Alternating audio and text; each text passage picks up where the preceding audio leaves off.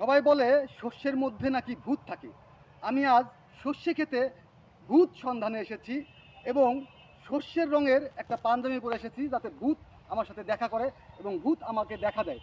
সেই ভূতের সন্ধানেই আমি এসেছি যে শস্যে খেতে আসলে কি ভূত থাকে কিনা, আসলে শস্যের মধ্যে ভূত থাকে কিনা সেটাই আমি দেখার চেষ্টা করছি। কিন্তু এখন পর্যন্ত আমি কোনো ভূতের সন্ধান পাইনি এবং শস্য ফুলের মধ্যেও কোনো ভূত নেই।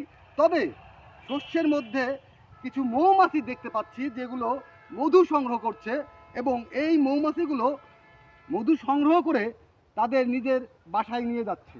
এই মৌমাছিগুলো আমাদের উপকারী, কারণ এই মৌমাছিগুলো এই শস্যের পরাগায়ন ঘটায়। এই শস্যের পরাগায়ন ঘটলেই শস্যের ফুল থেকেই শস্যদানা তৈরি হয়। আসলে শস্য ফুলের মধ্যে ভূত আছে কিনা আমরা কেউ জানি না, কারণ এটি একটি কথার কথা, সবাই বলে থাকে প্রাচীন যুগের কথা যে শস্যের মধ্যেই ভূত।